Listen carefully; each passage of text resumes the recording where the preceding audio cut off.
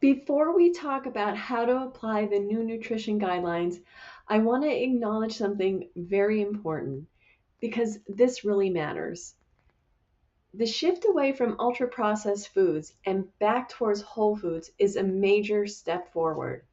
Encouraging people to eat real food, prioritize adequate protein, and include healthy fats represents a meaningful evolution in nutrition guidance.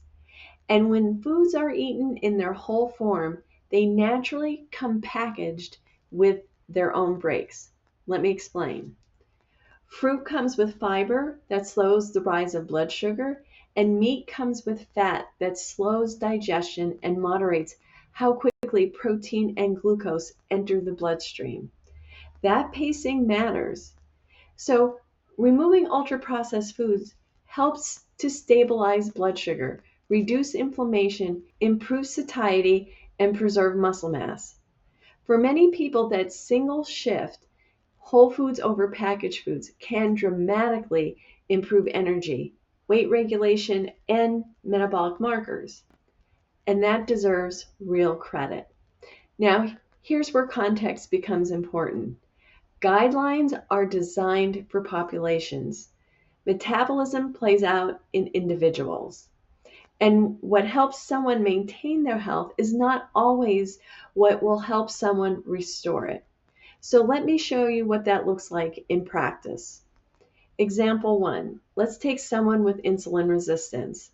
They might be someone with prediabetes, type 2 diabetes, fatty liver, central weight gain, or chronic inflammation. In this case, applying the guidelines without adjustment can be challenging because they often assume normal metabolic flexibility. If insulin is already elevated, frequent carbohydrate intake, even from whole food sources, can help keep insulin high throughout the day.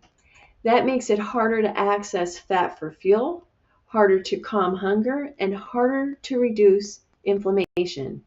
In this situation, restoring metabolic health often requires fewer insulin stimulating meals, lower overall carbohydrate intake, higher protein for repair and satiety, stable fats for energies, and longer breaks in between meals. This is where low carb, ketogenic, or carnivore leaning approaches can be therapeutic, not because they're extreme, but because they reduce the hormonal burden that the body is already carrying. That's a physiological application. Okay, let's talk about example two now. An active, metabolically healthy person. Now, let's look at a very different scenario. This person who trains regularly has good muscle mass, stable energy, normal blood sugar, and no central weight gain. For this person, the guidelines may function very well as a maintenance framework. Carbohydrates can be used efficiently for training and recovery. Insulin rises appropriately and comes right back down. Hunger signals are clear. Body composition is stable. This person may do well with carbohydrates timed around activity, a broader range of whole foods, less need for strict carbohydrate restriction. The difference isn't willpower or discipline, it's a metabolic context. Removing ultra-processed food helps almost everyone. Restoring metabolic health, however, often requires individualized inputs based on where someone is starting.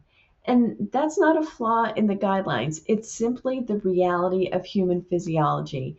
And this is where education becomes empowering. The real mistake isn't following the guidelines. The mistake is assuming one approach works the same way for every metabolic state. If you're metabolically well, these guidelines may help you maintain that health. If you're struggling with weight, blood sugar, inflammation, or energy, different inputs may be needed to restore normal physiology. That's what this channel is about. This channel changes lives by helping people restore metabolic health through low-carb living, real food, sound physiology, and sustainable strategies. If you want to learn how to integrate the new nutrition guidelines through a low-carb metabolic health lens, so they work with your body, not against it. Follow along here. Not for rules, not for dogma, but for understanding how your body actually works. I'll see you in the next video.